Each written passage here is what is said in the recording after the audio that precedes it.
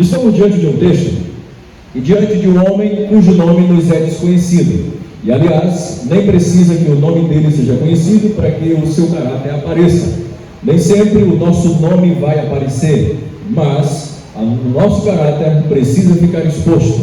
Nem sempre as pessoas precisam saber o nosso nome, mas só de olharem para nós, já saberem o que somos, o que representamos, a quem Deus servimos, a que igreja pertencemos, em que mensagem nós pregamos. Então, o nome pouco importa.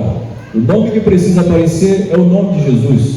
O nome que precisa aparecer é o nome que está sobre todo nome, é o nome maior do que todos os nomes, diante do qual nós nos prostramos e nos rendemos em adoração.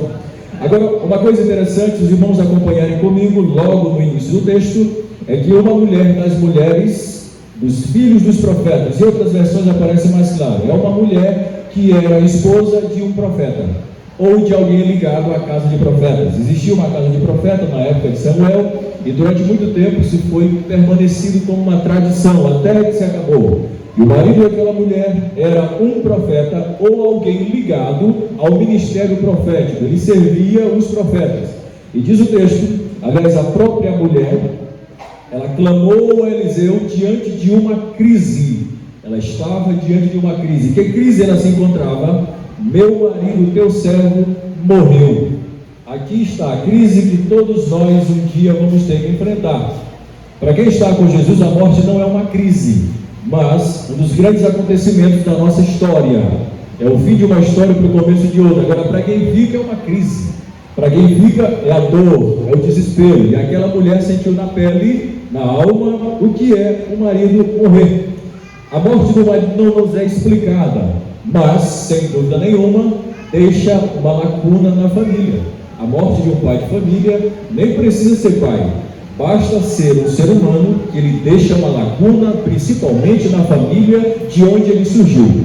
Aquele pai deixou uma lacuna, deixou uma ausência que não pode ser substituída.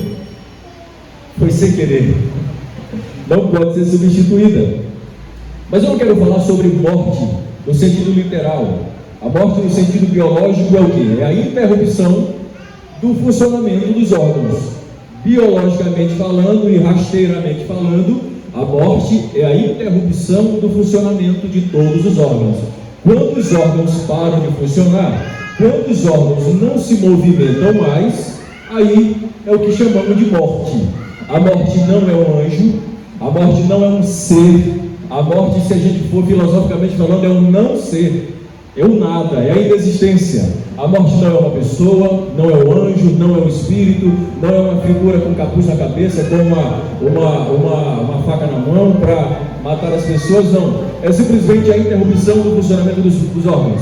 Quem morre não tem movimento, quem morre não sente, não sabe, não vê, não faz nada, simplesmente não existe, apagou, biologicamente falando. Na nossa vida, no nosso seio familiar, já que estamos falando de culto com os homens, e os homens estão ligados a uma família, nós não precisamos morrer para fazer falta. Nós não precisamos morrer para ser que a nossa função seja exercida. E onde é que eu quero chegar? É que às vezes nós temos um chamado, às vezes não, nós temos um chamado dentro da nossa casa, quer seja como filho, como marido, como pai, como esposa. Nós temos uma função a ser exercida e nós não precisamos morrer para não cumprirmos a nossa missão. Nós não precisamos morrer para não sermos suficientemente fortes para desempenharmos o nosso papel na nossa família. Nós às vezes estamos vivos, mas deixamos de exercer a nossa função. A nossa ausência é sentida não porque morremos, mas porque não cumprimos com o nosso chamado familiar. Aquele homem deixou uma ausência porque morreu. Às vezes deixamos uma ausência porque não cumprimos com a nossa responsabilidade na nossa casa. É por isso que eu digo que não precisa morrer para fazer falta, como pai, como filho. E aqui cabe uma aplicação.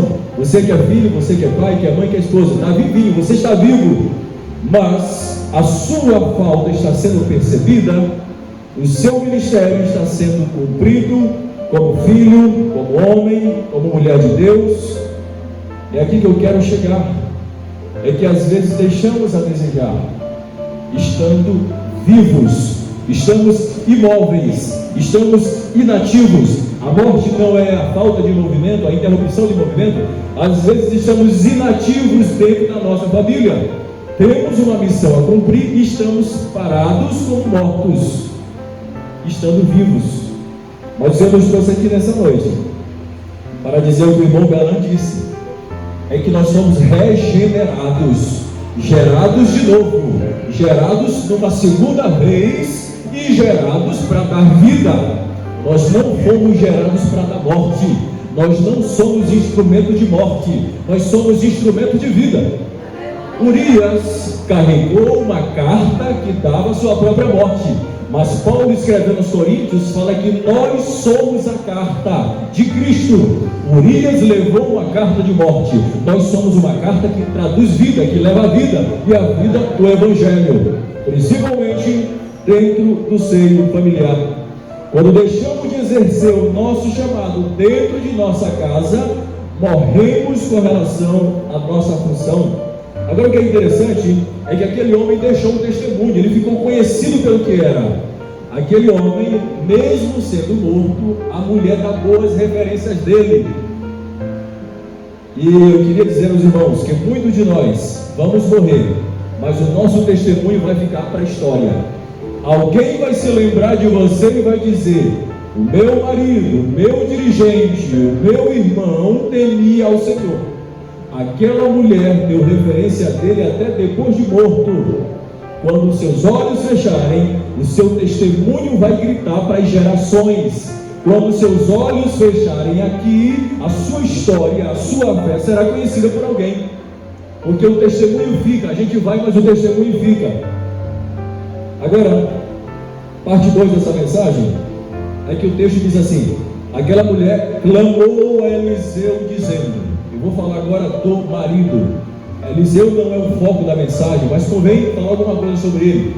Ele é o sucessor de Elias. Diz a Bíblia que ele pediu a porção dobrada, ele pediu o dobro da porção dobrada do espírito de Elias. Ele não foi materialista, ele poderia pedir alguma coisa para Elias, materialmente falando. Talvez Elias não era nem rico, só vivia fugindo de Jezabel e não tinha como guardar riqueza, mas ele pediu a porção dobrada, o dobro da unção.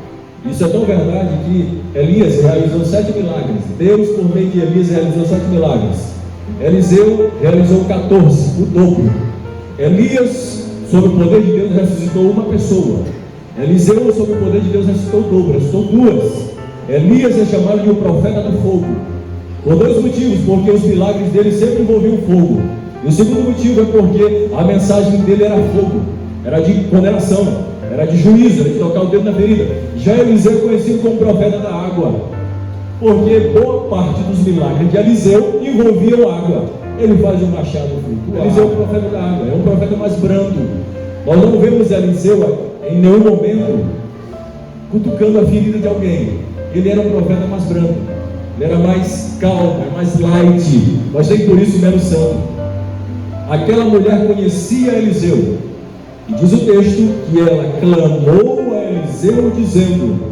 Por que ela clamou a Eliseu? Por que ela recorreu a Eliseu e não recorreu a ninguém mais? Agora eu quero falar do marido dela, o homem que morreu. Aquele marido soube direcionar a sua esposa para a pessoa certa. Aquele marido soube direcionar a sua pessoa, a sua esposa, para o milagre. E aqui eu quero aplicar para as nossas vidas. É que o homem de Deus, uma mulher de Deus, ele é um canal de condução das pessoas para perto de Deus. Nós somos esse canal de bênção para abençoar outras pessoas e para procurar quem pode nos ajudar. Aquela mulher não procuraria Eliseu se o seu marido não tivesse lhe dado as referências dele, ou a aproximação com ele, ou não tivesse conhecido quem era o profeta. Ela foi atrás da pessoa certa que resolveria os seus problemas. Nós também, de igual modo, precisamos ser assim. Nós precisamos ser as pessoas que, quando nós reconhecermos as nossas limitações, a gente caminha para quem pode resolver. Nós precisamos ser as pessoas que direcionem os nossos irmãos para a pessoa certa. Aquela mulher se sentiu tão segura que ela abriu seu coração porque o marido dela recomendou ela procurar uma pessoa confiável para contar os seus problemas. E nós precisamos ser alguém que direcione as pessoas perto de nós para abrir o coração com a pessoa certa. Aquela mulher abriu o coração com o homem certo, com o profeta certo, que soube entender a sua história. O homem de Deus, a mulher de Deus, sempre direciona alguém para perto de Deus, para perto do milagre, para perto da provisão, da providência.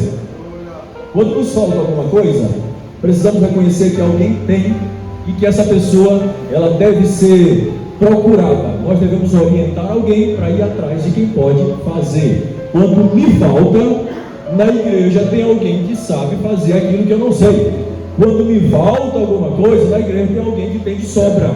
E aí precisamos ser humildes o suficiente para dizer: esse assunto aqui eu não domino, eu estou procurando.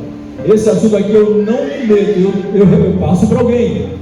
Essa questão aqui é muito pesada para mim, eu não sei aconselhar, eu passo para alguém. Precisamos ser alguém que direcione alguém para que resolva o problema, para a pessoa certa, para o caminho certo, para a opinião certa.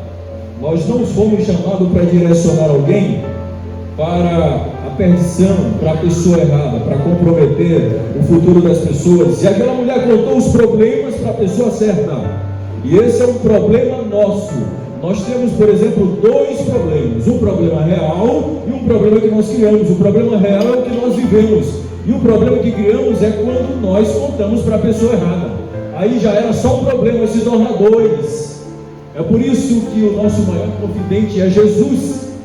A pessoa que mais devemos confidenciar é Jesus, porque nas horas em que ninguém quer te ouvir, Jesus te ouve. Naquela hora quando você não suporta ouvir a sua voz e que ninguém mais suporta ouvir a tua voz, Jesus não enjoa da tua voz, não enjoa das tuas orações. E a pergunta é: na nossa ausência, quem as pessoas vão procurar? Na nossa ausência, quem deixamos para cumprir aquilo que nós não conseguimos fazer? Que fique de reflexão. Agora, o que a mulher continua dizendo quando ela abre a sua narrativa? Ela diz: meu marido, teu servo morreu. Aquele homem tinha uma segunda característica. A primeira era que ele conduzia as pessoas para perto de Deus. A segunda, ele era um servo, e a mulher dele sabia que ele era um servo. Servo de quem? Ele era servo de Eliseu. Aquela mulher, sem conhecer Jesus, Eliseu, sem conhecer Jesus, aquele homem, sem conhecer Jesus, já entendia que a essência do serviço cristão, da salvação, é servir. Nós fomos chamados para servir, em primeiro lugar a Deus, mas em segundo lugar os nossos irmãos também. Existe uma tendência muito moderna de achar que nós não devemos nos submeter aos nossos superiores, que se eu sirvo a Deus está tudo bem, eu não posso mais prestar contas com ninguém. Não existe, porque o apóstolo João disse que só amamos os nossos irmãos se amamos a Deus primeiro. Como é que podemos amar a Deus, as pessoas que nós conhecemos? Como é que nós não conseguimos amar quem nós conhecemos e dizemos que amamos a Deus quem nós nunca vimos na vida? Para servir a Deus tem que servir aos nossos irmãos também, e servir com aquilo que temos. Irmãos, nós viemos para o mundo com mãos vazias, mas nós não permanecemos nele com as mãos vazias. Nós viemos para a igreja com as mãos vazias. A única coisa que tinha em nossa vida era só pecado. Aí Jesus esvaziou e nos entregou agora talentos, dons, aptidões, habilidades para servir aos nossos irmãos. Deus não tem braço, Ele usa o teu braço para abraçar quem está precisando de um abraço. Deus não vem aqui para falar no teu ouvido, Ele usa a mim, a você para falar. Deus não vem pessoalmente aqui pegar na sua mão, mas Ele pode usar a mão de alguém para fazer isso. É serviço, é quando nós emprestamos os nossos membros e talentos para servir os nossos irmãos. Aí Jesus disse que aquele que quiser ser grande no reino de Deus, ele tem que ser servo. E Jesus veio na condição de servo, Ele veio para servir da sua vida por nós.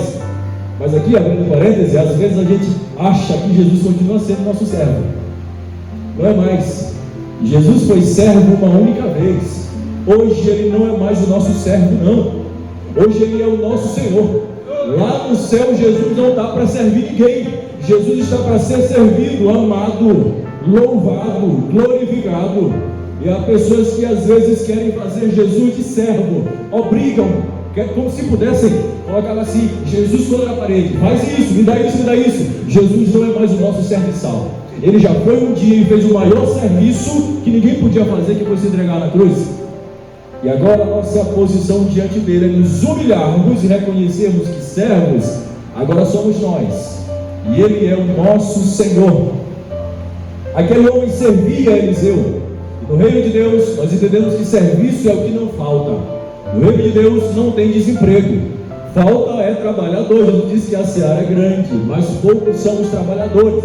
Então no reino de Deus não pode ter desempregado, porque serviço é o que tem de sobra. Está aqui os irmãos para me confirmarem a dificuldade que é para arranjar um professor escola dominical, dirigente, para arranjar alguém para trabalhar no ciclo de oração. Porque tem muito serviço, mas tem poucos trabalhadores. Serviço é a essência do cristão. Servir a Deus, servir aos irmãos com aquilo que nós já fomos servidos. Irmãos, uma coisa que a gente precisa entender é que Deus já nos serviu com todas as sortes de bênçãos. Só que essas bênçãos precisam ser compartilhadas para nós servirmos quem ainda não foi abençoado com as bênçãos que nós recebemos. Paulo diz em 1 Coríntios que nós somos consolados com as consolações que recebemos. Nós consolamos quem está precisando de consolação.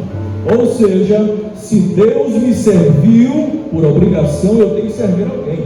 Se Deus me agraciou com talento, eu preciso agraciar alguém com talento também, porque a nossa essência é servir. Isso fala de utilidade, irmãos. Nós precisamos ser úteis na obra de Deus. Em uma das parábolas, ao servo improdutivo, Jesus diz: servo mau e inútil. Irmãos, ser inútil é muito dolorido. Ser inútil é uma coisa que não tem importância. Dificilmente você guarda uma coisa que não tem utilidade, só se tiver um valor afetivo ali envolvido. Uma camisa, por exemplo, você ganhou há tantos anos, está toda rasgada, não serve mais para nada, mas tem um valor afetivo, alguém te deu. Mas, por exemplo, um celular, um móvel que não presta mais, você não guarda, porque ele não tem mais utilidade. No reino de Deus também é assim. A videira, ela produz frutos, mas o galho que não produz é inútil e é cortado. Qual tem sido a nossa utilidade? O que as nossas mãos têm valido para que na igreja? Para que a minha boca tem servido no reino de Deus? Para que a minha inteligência, o meu conhecimento tem servido no reino de Deus? Para que eu tenho servido na igreja? Essa é a reflexão que precisamos fazer. Para que eu tenho servido? Eu estou aqui para quê? Eu estou aqui para servir e não para dar serviço para alguém. Nós não fomos chamados para dar serviço para ninguém. Nós somos chamados para servir. Qual tem sido a nossa utilidade? O nosso tempo tem servido para quê? Os nossos talentos têm servido para quê? A nossa voz tem servido para quê? A nossa influência tem servido para quê? Aquele homem que morreu, ele era servo. Ele tinha utilidade. Ser servo é ser útil. Irmãos, e ser útil é muito bonito. É saber que em você tem alguma coisa que você pode fazer. O inútil é o inválido, aquela pessoa inválida que depende dos outros. Nós fomos chamados para termos autonomia no reino de Deus e gozarmos dessa comunhão. Então aquele homem servia. Agora tem uma outra coisa que a mulher diz assim: teu servo morreu e tu sabes. Ela falando para Eliseu: e tu sabes que o teu servo temia ao Senhor. Ela quer dizer o quê? Eliseu, tu sabe que o meu marido era temente a Deus. Aquele homem que morreu era conhecido das pessoas de fora pelo seu temor a Deus. Isso fala muito forte ao nosso coração. Alguém que é conhecido lá fora por temer ao Senhor. Alguém que aquela mulher tinha toda a certeza. É como se ela chegar dizendo: olha, meu marido morreu e tu sabe que ele temia o Senhor. Você aprova, você conhece. Ou seja, as pessoas da rua sabiam que aquele homem temia o Senhor. Temor é respeito, reverência diante da autoridade de Deus, diante da sua grandeza. E o temor é diferente de ter medo, porque o medo nos distancia das pessoas. ou daquilo que dá medo. Já o temor aproxima. Quem tem medo de cachorro, quer distância de cachorro. Quem tem medo de sapo, quer distância de sapo. O relacionamento com Deus não é baseado no medo. Tem medo de Deus porque Deus não é bicho.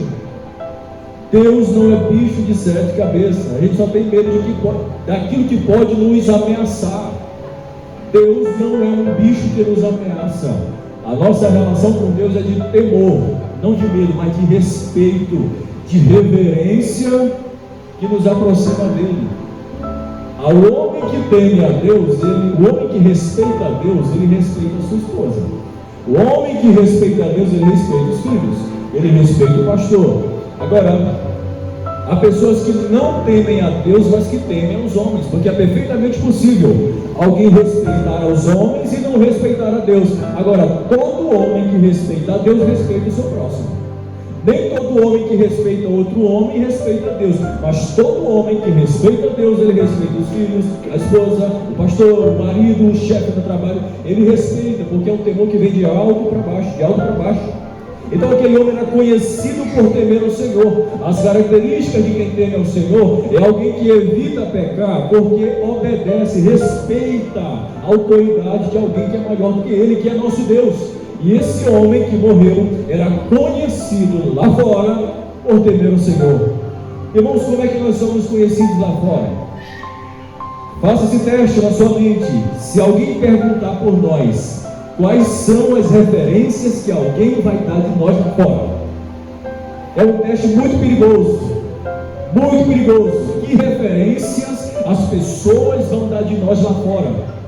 Aquele homem tinha referência lá fora. Ele era conhecido por temer a Deus. E eu, se alguém perguntar por mim, o que alguém vai dizer de mim? Que referência alguém vai dizer de mim? Só que o homem que teme ao Senhor, quando alguém pergunta por ele, alguém vai dizer: ele é crente, é mulher de oração, é homem de Bíblia, é mulher de oração que não sai da igreja, é homem respeitador, trabalhador, que ama o Senhor, que ama os seus filhos, que ama a Deus. Essa é a referência do homem que teme ao Senhor. Infelizmente, muitos de nós somos conhecidos lá fora, não pela nossa fé, mas por deturpar a fé.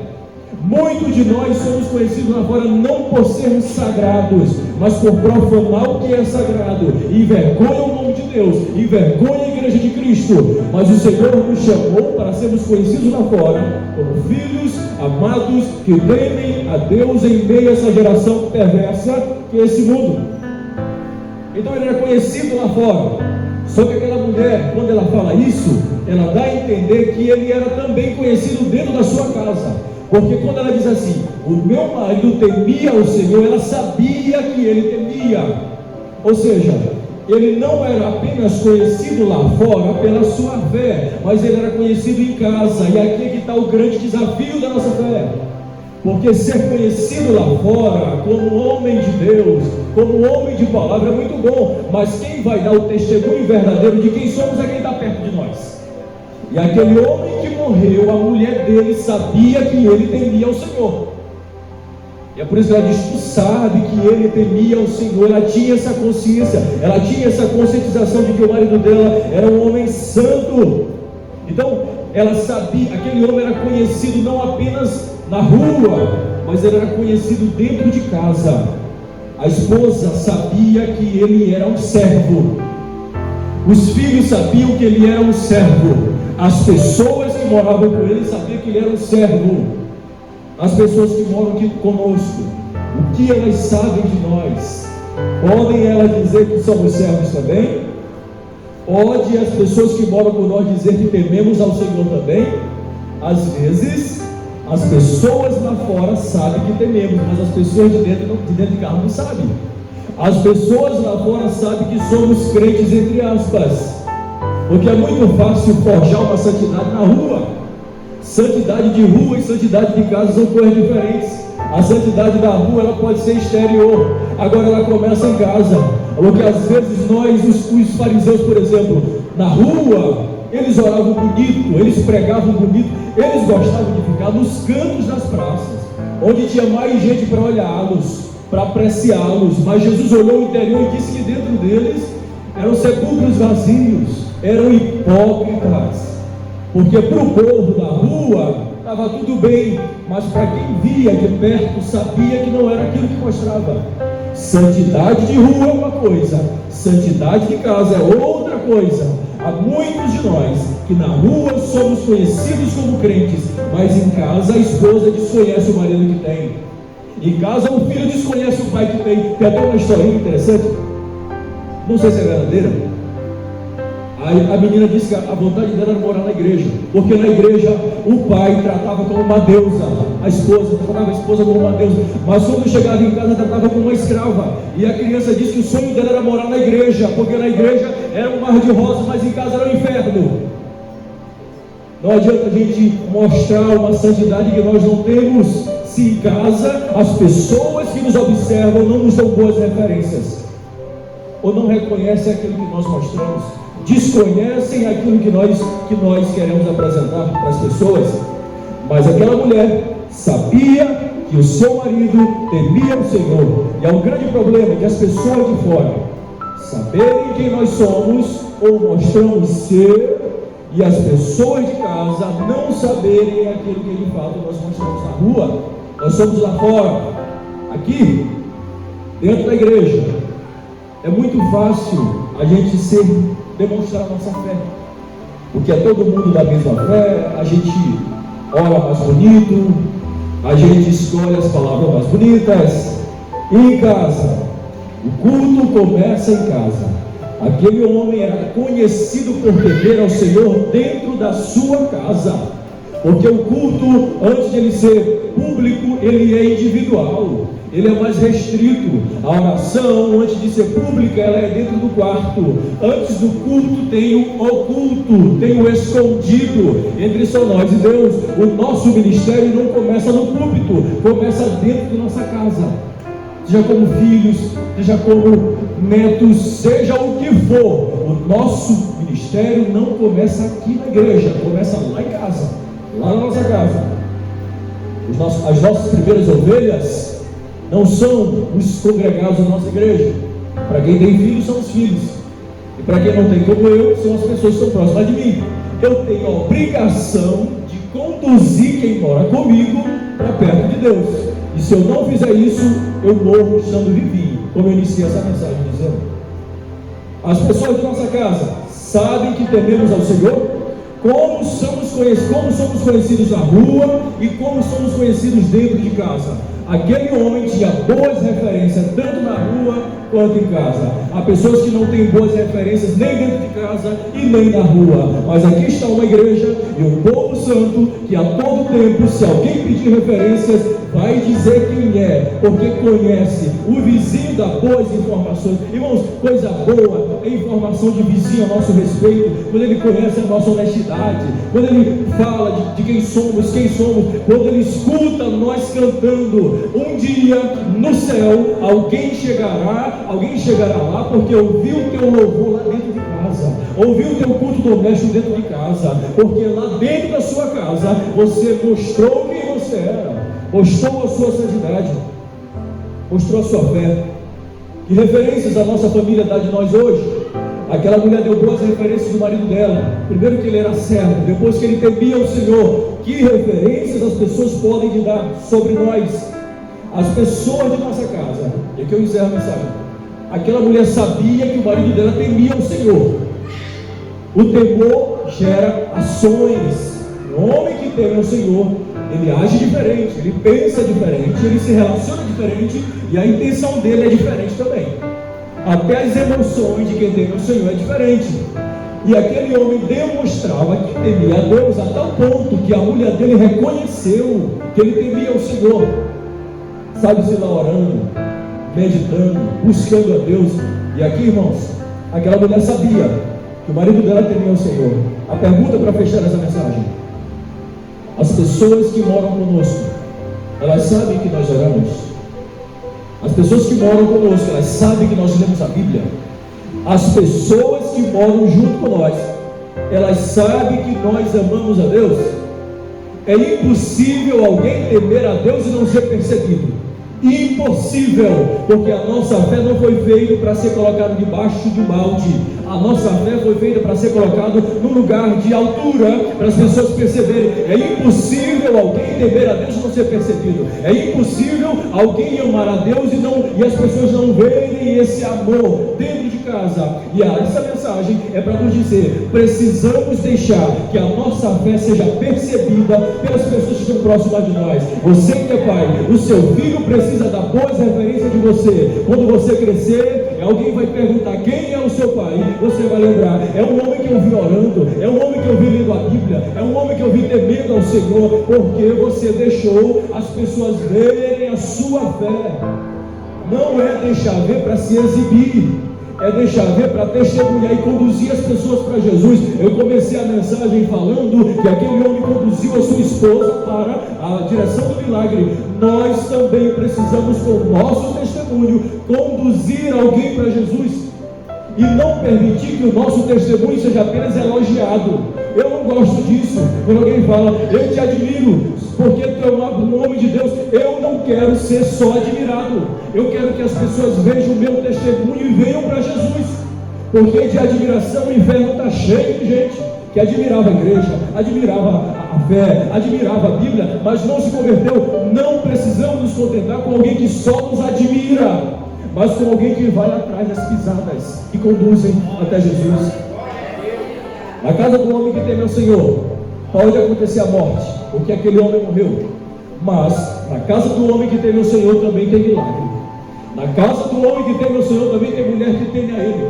Na casa do homem que teme ao Senhor tem a multiplicação. A sua casa ficou para ser casa de multiplicação, de fé, de graça, de abundância. A nossa casa que tememos ao Senhor é para estar cheia da presença de Deus. A casa do homem que teme ao Senhor, até os seus filhos participam do milagre, porque no final da narrativa, aquela mulher convidou os filhos para participarem do milagre. É convidar as pessoas para orar conosco, para meditar conosco, para participar da vida com Deus junto conosco.